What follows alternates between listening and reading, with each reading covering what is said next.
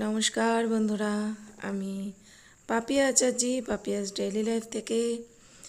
তো শিলংয়ে যাব আর এত সুন্দর একটা গার্ডেনে ঘুরবো, একটু রিলস বানাবো না, সেটা তো হয় না। তো জায়গাটা আমার এতটা পছন্দ হয়েছিল এবং আমার ড্রেসের সঙ্গে এই গাছগুলো এতটা সুন্দর ম্যাচ করছিল যে আমি এখানে একটা ছোট্ট রিলস বানিয়েছিলাম। তো শিলংয়ের ফার্স্ট আমাদের এই গার্ডেন দেখা, গার্ডেনটা খুব সুন্দর। তো সবার আগে বলি, আমার গলাটা একটু বসে গেছে, একটু মানিয়ে নেবেন। তো গার্ডেনটা এতটাই সুন্দর যে মানে মনে হবে যেন আপনি ঘুরে ঘুরে এটা দেখি, কিন্তু সুন্দরের সাথে সাথে গার্ডেনটা অনেকটা বড়, যার জন্য আপনাকে খুব ফাস্ট ফাস্ট এই জায়গাটা দেখতে হবে। যদি আপনি অন্য কোনো জায়গায় ঘুরতে যেতে যান তো আপনাকে এই জায়গাটা ওরকম ফাস্ট ঘুরে দেখতে হবে। তো আমাদের টিমের সবাই খুব ফাস্ট ফাস্ট ঘুরছিল, কিন্তু আমার যেহেতু একটু পায়ে ব্যথা আছে তো আমি ধীরে সুস্থেই ঘুরছি, যতটা পারবো ততটাই দেখব। আর এখানে একটা সমস্যা হয়ে গেছিলো, আমরা যখন বেরিয়েছিলাম আমরা ছাতা নিতে ভুলে গেছিলাম। তো ছাতাগুলো আমাদের হোটেলেই রয়ে গেছে, আর ওখানে যাওয়ার পরে গুড়ি গুড়ি বৃষ্টিও পড়ছিল।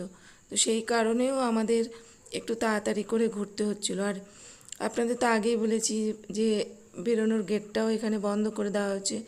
তো এখানে অনেকগুলো সমস্যা হয়েছিল।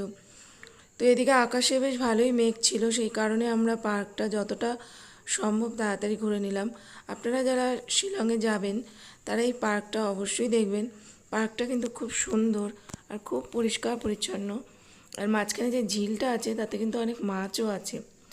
তো এরপরে আমরা চলে গেছিলাম একটা মিউজিয়ামে। মিউজিয়ামটা এশিয়ার মধ্যে সর্ববৃহৎ মিউজিয়াম, কিন্তু মিউজিয়ামটাতে আমাদের ছবি তুলতে দেওয়া হয়নি, কারণ ওখানে ভিডিও অ্যালাউ নেই। মিউজিয়ামটা টপে গেলে আপনি পুরো শিলংটা দেখতে পারবেন। তারপরে আমরা গেলাম একটা ওয়াটারফলস দেখতে। এই ওয়াটারফলসটাকে বলে এলিফ্যান্ট ওয়াটারফলস। ওয়াটারফলসটা খুব সুন্দর। এই এই এই ওয়াটারফলসে যাওয়ার দুটো রাস্তা আছে, একটা অনেকটা ঘুরে অনেক সিঁড়ি ভেঙে, আরেকটা শর্টকাটে। তো আমরা শর্টকাটে গেছিলাম, আমাদের ড্রাইভার দাদা শর্টকাটে নিয়ে গেছিলো। তো ওয়াটারফলসটা খুব সুন্দর দেখে আমরা চলে যাবো এবার শিলং পিকে। শিলং পিকে যেতেও একটা গল্প আছে। আপনারা যারা যাবেন তারা আগে থেকে কিন্তু শিলং পিকে যদি যান, আগে আপনারা কিন্তু অবশ্যই ভোটার কার্ড, আধার কার্ড নিয়ে যাবেন, কারণ ওখানে কিন্তু যে গাড়িতে আপনি যাবেন সেই গাড়ি আপনাকে শিলং পিকে নিয়ে যাবে না, অন্য গাড়ি ভাড়া করতে হবে। গাড়ি পিছু আপনার 200 টাকা করে ভাড়া পড়বে এবং মাথা পিছু 50 টাকা। ওখানে কিন্তু মিলিটারি আর্মি আছে, তাই চেকিং হবে আধার কার্ডের, তারপরে আপনারা পৌঁছাবেন শিলং পিকে।